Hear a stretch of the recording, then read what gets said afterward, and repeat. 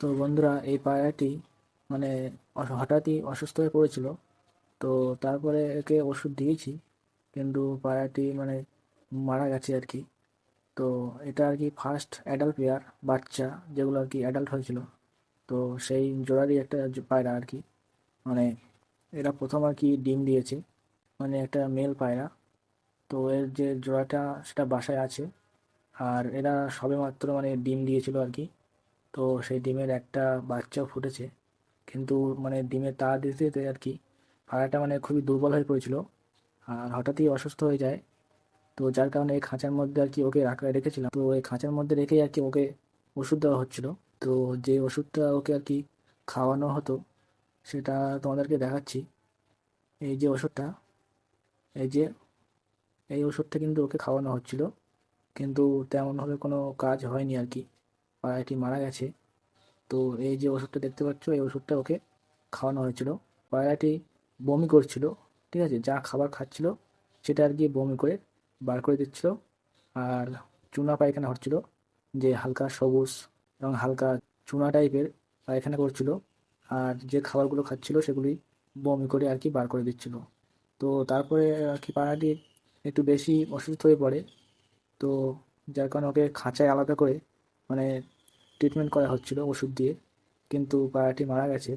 এটা একটি দেশি পায়রা, আর এটা ফার্স্ট অ্যাডাল্ট পেয়ার, মানে ফার্স্ট বাচ্চা জোড়া, যেটা আর কি বড় হয়ে সবে আর কি ডিম দিয়েছিল। যে চাল গমগুলো খাচ্ছিল সেগুলো সবই বমি করে আর কি বার করে দিচ্ছিল। আস্তে আস্তে পায়রাটি বেশ দুর্বল হয়ে যায়, আর দুর্বল হয়ে অসুস্থ হয়ে পড়ে। যে ওষুধটা তোমাদেরকে দেখালাম ওই ওষুধটাই আর কি ও খাওয়ানো হচ্ছিল, কিন্তু ওষুধটা ঠিকভাবে কাজ করেনি। এর যে জোড়াটা আর কি, সেই জোড়াটা এখন বাসায় আছে। তো এই পায়রাটি অনেক কষ্ট করে একটা ঘর দখল করেছিল ডিম দেওয়ার জন্য। তো ডিম দিয়েছে, বাচ্চা একটা হলো। তো তারপরে ডিমে তা দিতে দিতেই পায়রাটা হঠাৎ করে অসুস্থ হয়ে গেল, যেহেতু বমি করছিল। আর চুনা পায়খানা, সঙ্গে চুনা পায়খানা আছে, যার কারণে বেশি আর কি পায়রাটি উইক হয়ে গেছিল। আর এখন যেহেতু বর্ষার সিজন, তো ঠান্ডা লাগারও একটা কারণ হয়তো থাকতে পারে। এই যে তোমরা দেখতে পাচ্ছ, এই যে জোড়াটা, এটা কিন্তু ওই পায়রাটির জোড়া আর কি। এটা ফিমেল পায়রা, ঠিক আছে, এটা মেয়ে পায়রা। আর একটা মাত্র ডিমের বাচ্চা হয়েছে, একদম ছোট্ট বাচ্চা। তো এখন বাচ্চাটা কিভাবে বড় হবে, ওর মেয়ে পায়রাটা বড় করতে পারবে কিনা। তো এখন মোটামুটি খেতে দিচ্ছে, যদিও বাচ্চাটিকে খেতে দিচ্ছে ওর মা। তো দেখতে পাচ্ছ বাসার মধ্যে বসে আছে।